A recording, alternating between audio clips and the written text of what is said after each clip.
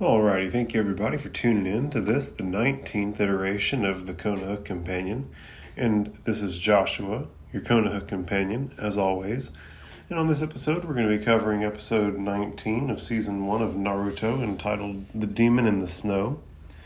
And to give you a quick breakdown of what happened on the previous episode, Inari was running through town trying to gather people up to fight alongside Team 7, but it fell on deaf ears. Haku escapes Naruto and sacrifices himself to save Zabuza by leaping in front of Kakashi's lightning blade, which the lightning blade is Kakashi's own jutsu that he developed. It isn't anything that he actually copied, which is really cool. It's his own thing. Zabuza shows no remorse and tries to kill Kakashi by slashing through Haku, so he's like a real thug. Kakashi dodges and manages to keep Haku's corpse from being ripped apart. Sakura learns of Sasuke's death and loses her composure and cries uncontrollably over Sasuke's corpse, even though it's like one of the 25th principle of ninja behavior, right? How you're supposed to act. You're not supposed to show emotion in the field, and she can't hold it together. She cries anyways. Kakashi and Zabuza continue their fight. Kakashi clearly has the upper hand. He winds up disabling both of Zabuza's arms by stabbing them with kunai. And just as Kakashi's going to end the fight, Gato and his horde of thugs show up and the episode ends, right?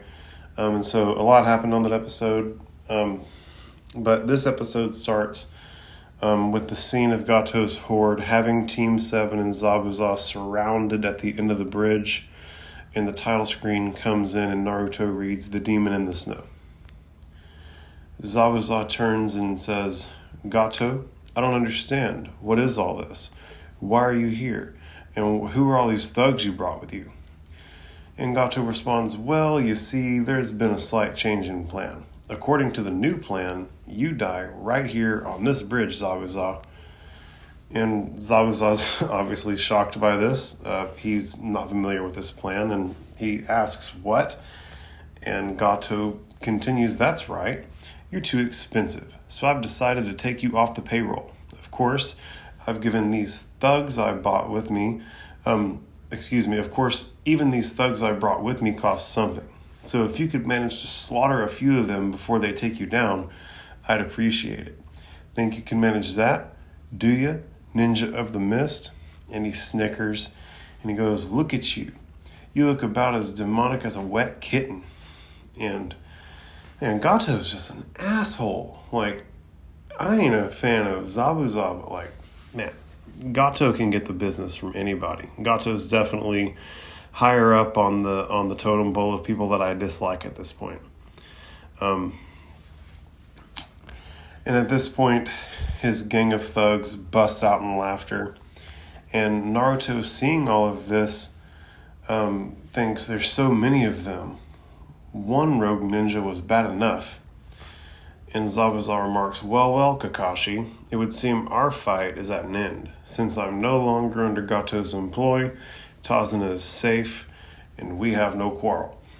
And as Gato walks up to Haku's lifeless body, Kakashi says, "Yeah, you're right." And Gato, standing over Haku's body, goes, "That reminds me, you little punk. You grabbed me and nearly broke my arm. I've been meaning to repay you for that." And he kicks Haku's body in the face. Kicks his corpse.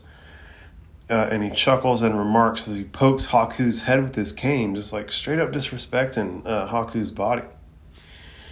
He then chuckles and remarks, "I only wish he was alive to feel it." And Naruto yells, "Get away! Get away from him, you scum!" And he charges Gato. And Kakashi has to grab Naruto by the jacket and tells him to stop and to use his head. And Naruto angrily yells, "Well, what about you, Zabuza? You gonna let him do that?" And Zabuza, without so much as even turning his head, replies, "Be quiet, you fool. Haku's dead. What does it matter?" And Naruto shrieks, "What? You mean you can just stand there and watch him get treated like a dog? You and Haku were together for years. Doesn't that mean anything? And Zabuza turns and says, you don't understand the way a shinobi. I merely used him as Gato used me. Now it's over. His usefulness is at an end. The loss of his strength and skill, yes, that means something to me. But the boy, nothing. And damn, Zabuza's a cold one for this one, man. He's like, yeah, it sucks losing his effectiveness in battle, but like, fuck that kid, who cares? And Naruto responds, if you mean that, you're even a bigger rat than I thought. And Kakashi chimes in, okay, that's enough. Calm down, Naruto. He's not the enemy, not right now. And I don't know what you're talking about, Kakashi. Him and Haku clipped Sasuke. And as far as I'm concerned, this like blood feud for life. Like, Zabuza doesn't get out of there if this is me leading the team. But, Kakashi seems to be real chill all the time, telling him to calm down. We're going to see how it plays out. And Naruto yells out in frustration and tells Kakashi, shut up. As far as I'm concerned, he's enemy number one. And my man, Naruto, okay, we're on the same team. We're on the same page. I love it. And Zabuza looks down at him, and Naruto continues, panting, unable to control himself. Why you ungrateful? After everything he did for you, Haku lived for you. And it flashes back to Haku asking Naruto, is there someone precious to you? When they first met in the woods. And it brings us back to the bridge, and Naruto continues pointing at Haku. You were the most important thing in the world to him. And it flashes us back to the convo with Naruto and Haku in the woods again. And this time Haku says, for me, there's only one person who matters. And my purpose is to protect and serve him. And that purpose is what gives me my strength. And it takes us back to the bridge, and Naruto swipes his arms and asks, and he meant nothing to you? Nothing at all? It then flashes us back to Haku and his mask saying, the way of shinobi is very difficult for me. Naruto then continues to Zabuza, while he was sacrificing everything for you, you never felt anything at all for him? It then flashes us back to Haku attacking Sasuke in the Crystal Ice Mirror Dome, and Haku's voice can be heard saying, but I will do anything to see that his dream is fulfilled, even to become a shinobi if I must. Naruto now, with a saddened look in his eyes, continues, and if I became stronger, does that mean I'll become as cold-hearted as you are? He threw his life away, and for what? You and your dream? It then takes us back to Haku and Naruto in the woods, where Haku says, I only want to make his dream come true. That is my dream. And Naruto then continues with pain in his voice, you never let him have a dream of his own. But he didn't care. It then shows Haku lowering his head and saying, I was happy. Right? And the point is that Haku was happy to serve Zabuza, like he lived for Zabuza. Serving Zabuza effectively made him happy and gave him fulfillment. And you would think any normal person, right, would appreciate that and over time would develop some sort of emotion for that person. And Naruto seems really in tune with that, obviously, right? And Zabuza seems just completely removed from that cycle entirely. Naruto, at this point, clenches his fists in frustration and continues, you just tossed Haku aside like he was nothing. And it reveals that Naruto is crying while he's saying all this. He then continues, a broken tool, man, that's wrong, so wrong. And Zabuza simply responds, you talk too much. And at this point it shows tears hitting the ground at Zabuza's feet. And Zabuza looks up to the sky and it reveals that he's crying. And he says, your words cut deep, deeper than any blade. While he fought you, his heart was breaking in two. You see, Haku was always too soft and too kind. He felt pain and sorrow, and now, curse him, I feel them too. And something else, I feel content that this is the way it ends. And our man Zabuza actually cared about Haku the whole time. He's just been trying to, play the tough guy, Naruto hit him with the no-talk jutsu. He then undoes his face coverings and asks Naruto, "What, cat got your tongue? Surprised to discover that I'm human? Even shinobi are human. No matter how hard we try to escape that simple fact, we always fail. Well, at least, I've failed." He then calls out for Naruto, "Boy, give me your kunai." And Naruto somberly says, "Here," and tosses it in the air. And the kunai tumbles through the air, and as it tumbles, it flashes back to all of the ages that we experienced Haku at, right, as a young boy, in the transition age, and then his age now. And Zabuza catches the kunai in his mouth and rushes towards the crowd and Gato. And Zabuza, right, the very first victim of the no-talk jutsu. Our man Naruto hit him with that real shit and hurt him in a way that nobody else could. And now this fool is finna do work, let's see. And Gato sees this unfolding, so he scrambles and rushes into his horde and exclaims, "That's enough of this, do it, take him down, now." And the horde readies themselves for Zabuza, and one of the guys in the front remarks, "He must be out of his mind. One against all of us, what's he thinking?" And Zabuza rushes by and slashes the guy who was calling him crazy. And I guess he should have been more concerned with defending himself than talking clever shit. And Zabuza rushes through the crowd, body checking dudes and slashing them with the kunai in his mouth. And the crowd starts to close in on him, and he somersaults out of there, and he gets himself a little bit more space. And several thugs try and attack Zabuza, and they all fail, and Zabuza dodges and attacks and slices them all up. And finally, a couple of thugs manage to stick him in the back with their spears and their pike. And Zabuza just literally keeps charging forward.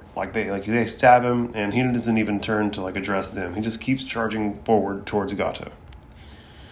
And Gato is making his way through the mob as fast as he can. And he finds himself at the edge of the bridge, right? There's nowhere left for him to go. And he turns, and Zabuza erupts out of the group, and he comes rushing at him, and Gato screams in terror and begins whimpering in fear, and Zabuza comes towards him, and Gato sees a giant red demon face form behind Zabuza. And Gato exclaims, "He's the devil!" And I guess he don't look as demonic as the wet kitten now. And Gato again screams in fright, and Zabuza leaps in and slashes him with the kunai. And Gato groans and coughs blood, and suddenly Zabuza is stabbed in the back by a half dozen or so weapons by the mob. And Gato, it's revealed, has the kunai sticking out of his chest. And he says to Zabuza, "Crazy fool, if you're so eager to join your friend, go ahead, but you're not taking me, not this time." And he wheezes in pain, trying to catch his breath. And Zabuza is leaned over with several weapons protruding from his back, and he says, "I won't be joining Haku. Where he's gone, I cannot follow." And he then lurches up and towards Gato. And Gato screams, "Stay back, stay back." And Zabuza leans down and looks Gato in the eye and says, "We wouldn't be welcome where Haku's gone to. Hell is where we're going, Gato. I can't think of a more fitting destination for a demon ninja, can you? I'm told there are many demons down there of all shapes and sizes. Oh yes, I should fit right in. You, on the other hand, Gato, well, I fear you're in for a long and very painful eternity." And Zabuza then grabs the kunai from Gato's chest with his mouth and slashes Gato twice, knocking off his glasses. And Zabuza winds up for another swing, and he steps on and crushes Gato's glasses. And he lunges with everything he has, channeling his inner demon, and slashes Gato, sending him flying off the bridge. And Gato plunges into the water below, and everyone is shocked. And what a fucking gangster. Zabuza ain't one to be fucked with. This dude has basically gotten his ass beat by Kakashi and some ninja dogs and the rest of Team 7. He went through and beat the shit out of a whole crowd, got stabbed, couldn't be stopped, went and offed Gato, and has, redeemed himself to a certain degree in my eyes, right? He cared about Haku. He was just trying to play it tough because he's in the middle of a fight. He just killed the shit out of Gato.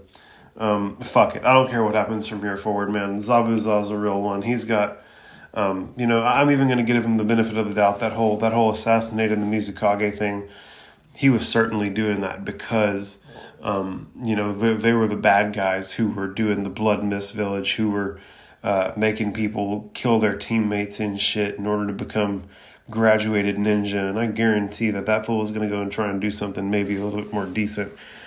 Certainly not have, the ninja trainees killing each other. So that's my story, and I'm sticking to it. We're going to see if they reveal any more about all that. Zabuza at this point turns and looks at the mob, and they all gasp in unison and drop their weapons and step away from Zabuza. Zabuza steps towards them, and they all just part like the Red Sea. And the path that the crowd clears leads right to Haku. And Zabuza drops the kunai, and he starts walking towards Haku. And his vision blurs, and he stumbles, and he falls to the ground, and he calls out for Haku. And he, at this point, sees Haku in his pink dress that he was gathering herbs in. There's a beautiful orange-white light behind him. And Zabuza says, "So this is goodbye at last. Not once did I ever thank you, Haku. Forgive me for that." And this is all very painful for Naruto to see, so he closes his eyes and looks away, but Kakashi tells him, "Don't look away. When you live like a warrior, this is how it ends." And Naruto opens his eyes and groans, and the scene goes black, and you hear a heartbeat, and the screen fades to black. And from there, the black screen starts fading from black to blue, and you can hear Sasuke's voice saying, "Am I alive? Where am I?" Or, "Sakura? Can it be?" It is. And you can hear a girl sobbing, and then the blackness recedes to the blue sky to the point of, vision. You can see it's clearly someone's point of view. And then the point of view moves downward, and you can see Sakura laying on Sasuke as though you're looking through Sasuke's eyes, and he's looking down at her.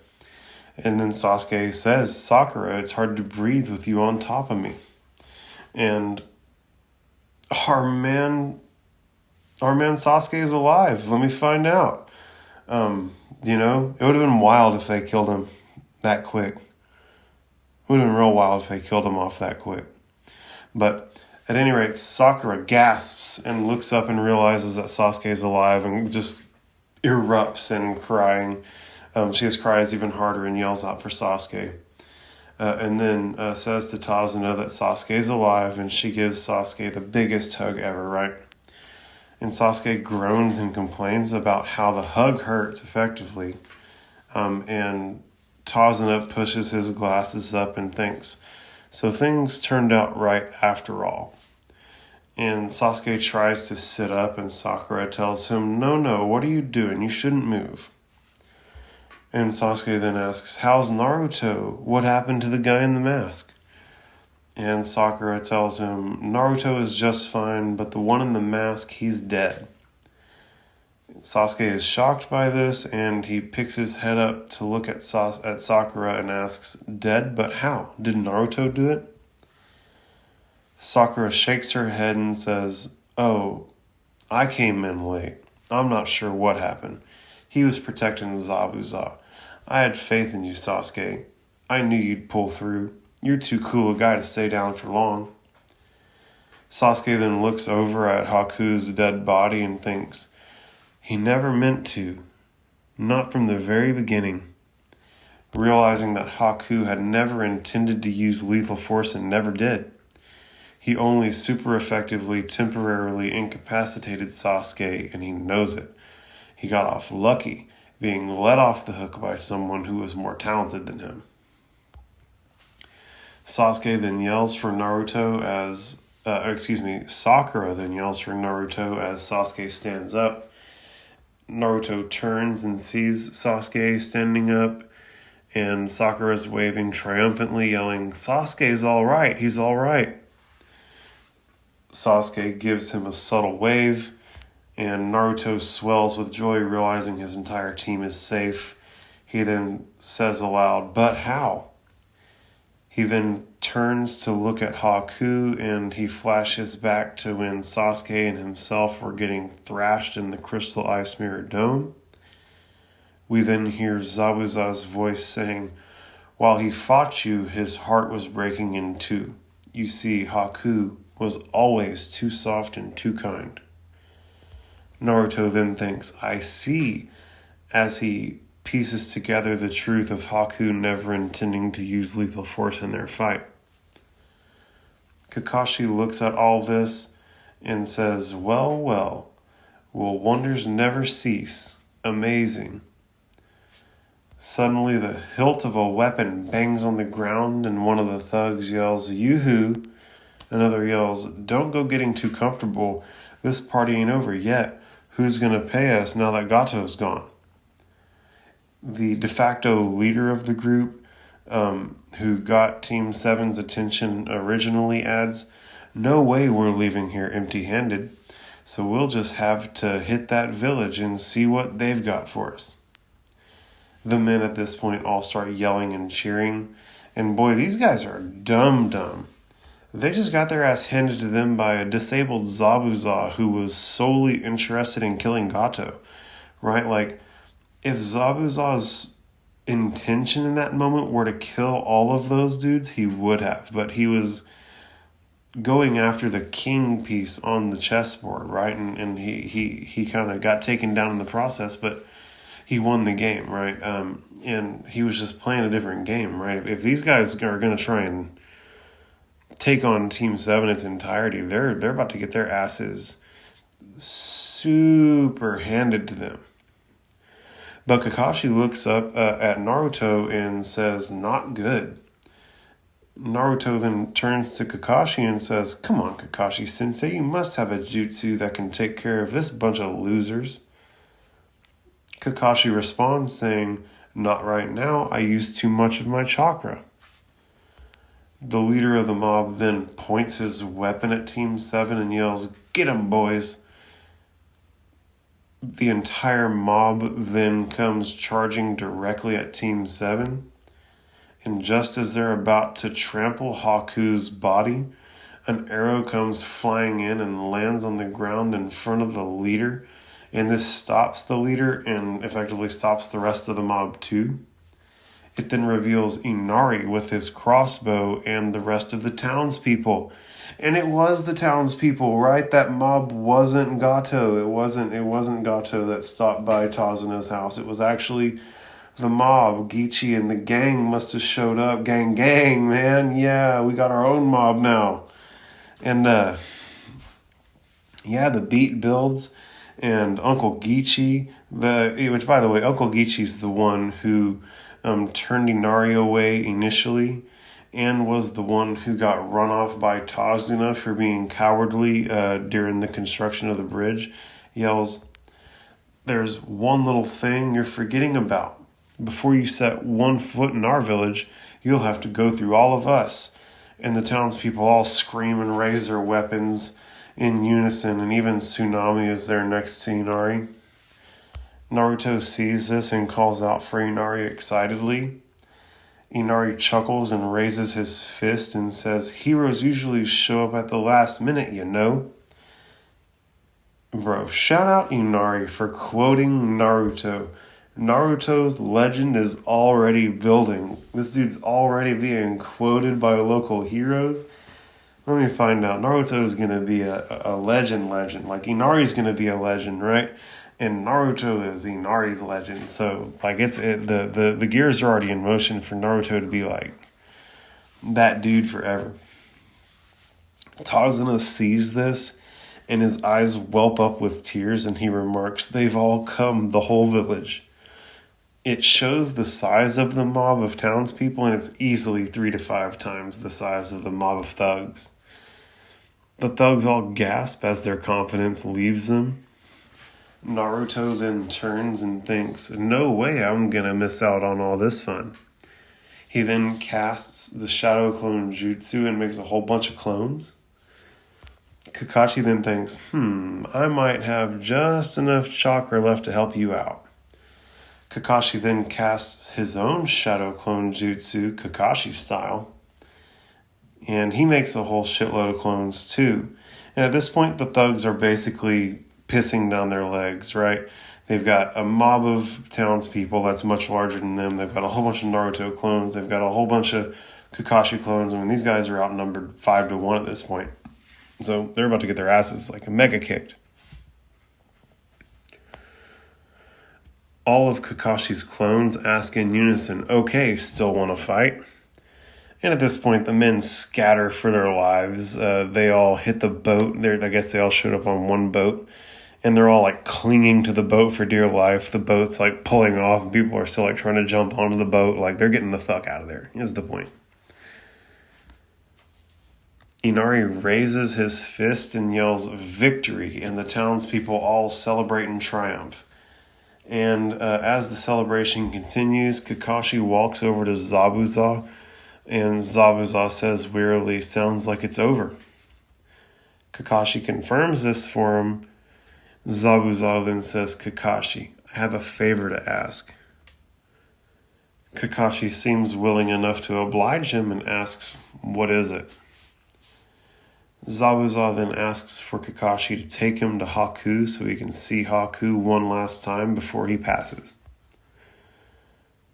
Kakashi pulls his headband down over his eye, his Sharingan eye, and obliges him with a simple "sure." Kakashi pulls all the weapons out of Zabuza's back and carries him over to Haku. Real quick, if you're trying to keep someone alive, you don't pull the weapons out because the weapon being stuck in there is keeping the blood from coming out a lot faster, right? Like in real life, you pull these blades out, the blood pressure drops a lot faster and you pass out immediately. So if someone's ever in a bad spot and you're trying to make sure that they get this their last moment, right? Don't pull the fucking knife out. Right, they're only going to be able to stick around if the knife stays in. You pull it out, and all the blood comes out, and they go. And so, I digress. Right, that wasn't intended, but it happens. Kakashi then carries Zabuza over to Haku, and as he's walking over, it starts to snow. And the townspeople all look up in amazement and remark on how it's impossible for it to be snowing in this time of year.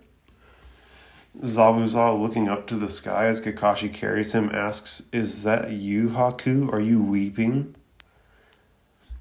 Kakashi then lays Zabuza down next to Haku, and Zabuza thanks him. Zabuza looks over to Haku and says, "You were always by my side. The least I can do is be beside you at the end." And Zabuza gasps for air and shakily reaches up to touch Haku's face and says, "I know it cannot be, but I wish I could go to where you have gone. How I wish I could join you there, Haku." And Zabuza lets out one last long breath. And a single tear falls from Haku's eye as the clouds open, allowing for a column of light to shine on Haku and Zabuza in the snow. Naruto, looking at this, crying, says, "He told me where he came from, it was always snowing, all the time." Kakashi responds, "Of course, his spirit was as pure as the snow. You never know, Zabuza. Maybe you will join him there. Who's to say?" And the scene fades to white. And man, if this doesn't wrench your gut, you ain't human. Like, this ain't for you. You need to go, I don't know, break rocks with rocks for a while. Go do something productive. Hell, whatever. Next, we see Zabuza's blade sticking out of the ground with the sun setting behind it. And Sakura is asking as she walks away from a cliff with two crosses signifying the burial places of Haku and Zabuza. She asks, "Is that really it, Kakashi-sensei? Is that the ninja way, to use and be used like tools?" Kakashi responds, "Shinobi are all simply tools in the hands of destiny. No point in wondering whether it's right or wrong, it just is. It's the same in the village hidden in the leaves." Naruto turns and says, "Well, if you ask me, if that's what being a ninja is all about, something's out of whack. Is that why we go through all this training, just to end up like them?" And Sasuke asks, "What's the reason for that?" Kakashi sighs and lowers his head and says, "Well, it's a question without an answer. And that is something we ninja have to deal with every day of our lives, like Zabuza and the kid." Naruto, standing between the crosses, raises his head and triumphantly says, "Okay." Everyone's a little confused by this, and at this point Naruto looks up into the sky and says, "I've come to a decision. From now on, I'm finding my own ninja way, a way that's straight and true and without regrets. From now on, I'm following the way of Naruto." This makes the rest of Team 7 chuckle, but, I mean, again, Naruto is so pure of heart and so pure of spirit and is so intent on acting out the contents of his heart, right? He is just completely honest, and it's beautiful. At this point, we transition to the bridge, which is now finished. It's big, beautiful, dope. It's a beautiful scene. Tazuna and all the major figures from the adventure are there, and Tazuna says, "We could never have finished the bridge without you," referring to Team 7. "I can't tell you how much we're going to miss you." Tsunami says, "Do be careful." Kakashi thanks everybody for everything. Naruto then tells everyone not to get choked up. We'll come back and visit real soon. Inari asks Naruto if he swears he'll come back and visit, and Inari is obviously fighting back tears. Naruto yells shakily, fighting back his own tears, "Of course we will. You know, Inari, it's okay to cry if you want. There's nothing wrong with that. Go for it." Inari then puffs his chest out and says, "Who says I want to cry anyway? If there's nothing wrong with it, then why don't you go on and cry?" Naruto's eyes are like about to burst, but he defiantly says, "No, you first." At this point, they have like a little crybaby standoff, and Naruto finally says, "Forget it," and turns around and just starts crying all over the place. And the moment he does this, Inari also starts crying.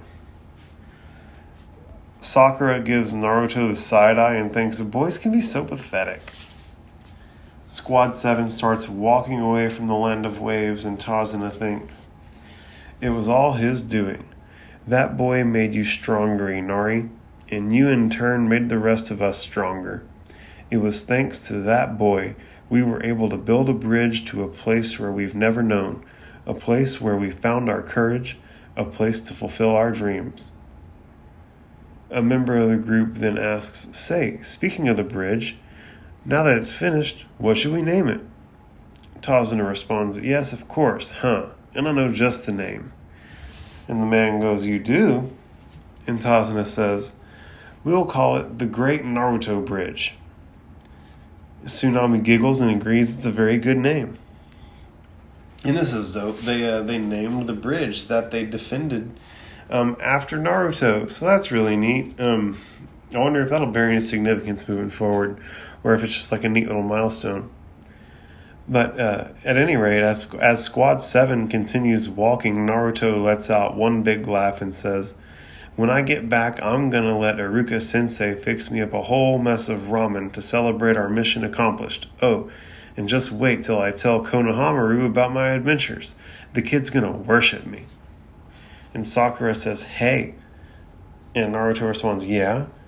And Sakura goes, not you. Hey, Sasuke, when we get back, you want to go out and do something together? And Sasuke responds, I don't think so. Thanks.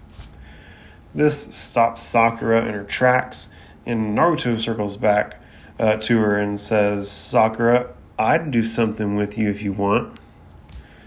Sakura then grabs Naruto by the coat and punches him and tells him that was a private conversation. It then flashes to Kakashi, who asks, you sure about that name, Tazuna? Tazuna chuckles and says, it's a name that brought us good luck. It'll do the same for the bridge. I think this bridge will stand for a long, long time.